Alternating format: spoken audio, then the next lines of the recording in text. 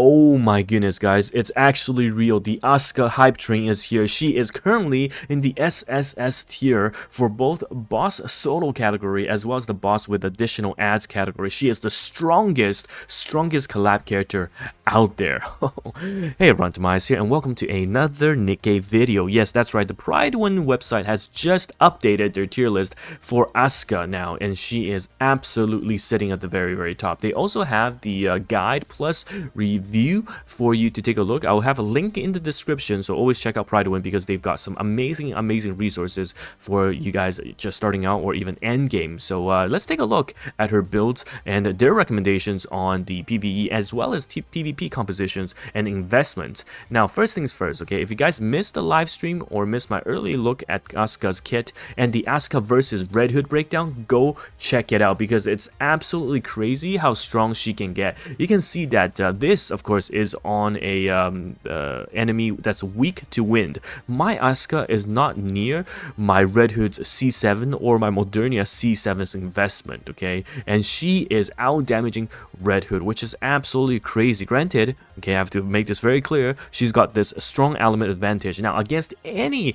non-wind, Asuka will come close to Red Hood, but not out damage Red Hood, okay? And of course, Asuka is gonna buff characters like Modernia and pushing her even above Red Hood's damage, which is so insane the more I think about it. So she's absolutely a super strong character. But let's take a lock at what Pride1 had to say about the character. Now, nothing beats a brown-haired girl in an iconic dauntless red suit, and as a huge fan of the original Evangelion TV series, 100% they have done her justice. She's got her own attack boost, elemental damage, attack damage, as well as hit rate. Like, her kit is just insane. And again, if you haven't seen the entire breakdown, check out my latest 2 videos about Asuka and how strong she is. She just basically has everything together built into her own single kit. All of the top tier supports essentially have their best supportive kits built in and baked into her. Not to mention she also has a burst, allowing her to become this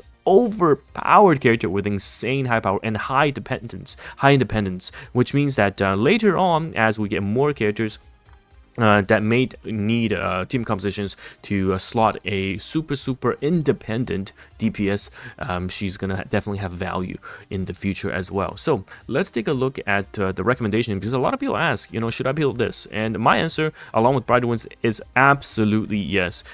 Dominating the meta and the synergy with Alice and Modernia, who are obviously the top characters, will make her a character that will last for a very long time. Just make this easier for you guys to read. And going over the skill kit, again, I've done it in a separate video, so you can check that out. I'm not going to go through everything again, but just know that basically the kit is absolutely crazy with how much she is able to provide. Offensiveness, even defensiveness in the aspect of a lifesteal. So let's take a look at the usage analysis and tier list. So looking at the campaigns with low deficit and high deficit SS, okay, not at the very top tier, because you still have units like Modernia that is just absolutely too strong, and Red Hood, who offers a B1 flex burst to add attack, which is super good. But for newer players starting out, definitely not a bad choice for campaign. But where she really shines is going to be the boss solo and any boss fights, basically. Obscene amount of offensive power, offensive firepower, and very versatile, fitting in a lot of teams, but also is able to pretty much more or less match Manual Alice. Okay, this is Manual Alice and rival Red Hood. If I told you a few weeks ago that we'll be getting a collab character on the same level of Red Hood in terms of damage, you would not believe me. You would absolutely not believe me. And we still have more supports coming in with characters like Ray, was a burst 3, who's not competing with units like Crown and Tia against bosses. So overall, just a super strong character. And in PvP, I mean, yeah, there are better choices. AR is going to be a drawback as well on top of that. So in terms of investment, now this is the skill book that you need to invest, and also the overload gear. So looking at the investment first, 444 is the lowest, the absolute lowest. 777 is next, the step up, and then you can keep the burst at 7 if you're really short on the burst materials, and go 10 and skill 1 and skill 2, because these are the crazy parts, because you get the attack buff from that, and also against wind enemies you'll get core damage on top of the strong element damage. So it's very important you get that as well. Now looking at the progression, this is where they go: 4 4 7 7 7 7 and 10 10 10. So cube wise, you've got the reload buffers. And if you have that, go with resilience. Otherwise, go with bastion. And it's the exact same one we've tested on our video as well with the build. Now, looking at the gear, so this is the overload gear, okay?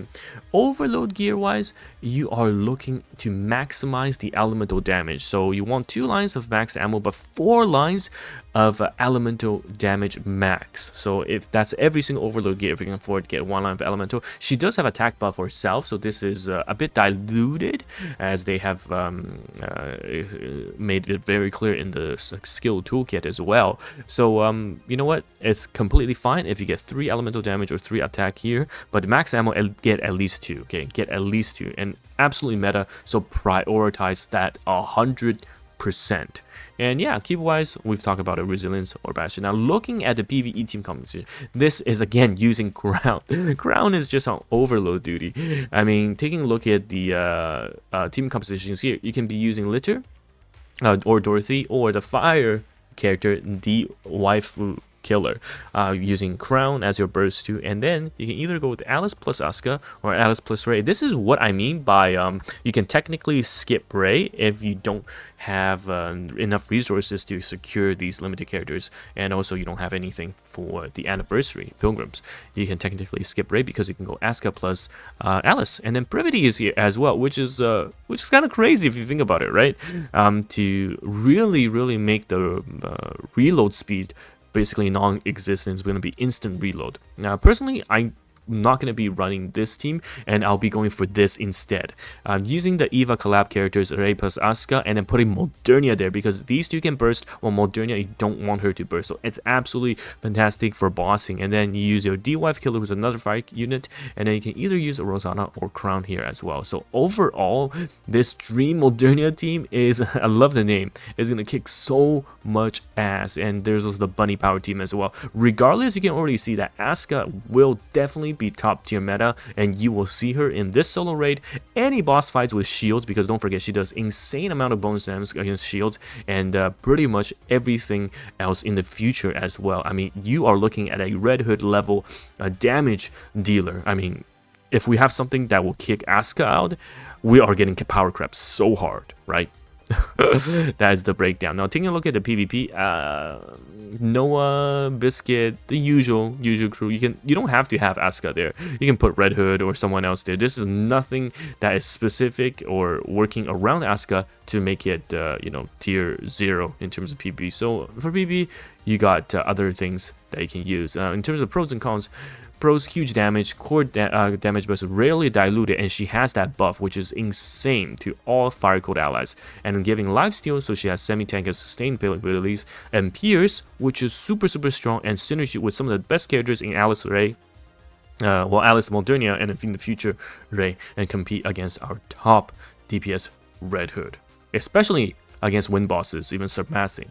But the downside is, of course, collab, you cannot get the character in the future if you mess out now, which is why you might as well go all in, okay? Definitely worth it. Every other character is non-limited. You will be able to, with time, luck sack you. So, yeah, that is the ultimate breakdown from the Pride Win tier list, and rightfully so, Asuka is sitting in the SSS tier. Let me know your thoughts, and I'm just so happy with my Asuka doing so much damage and ranking so high in comparison alongside my 2 favorite Pilgrims, Red Hood and Modernia, and I'm super happy to see how she turned out as an Evangelion fan. I got super lucky as well on the polls. You can see I've got her max limit break home screen already. I'm not so sure about the gacha skin, but I am very happy with this home screen.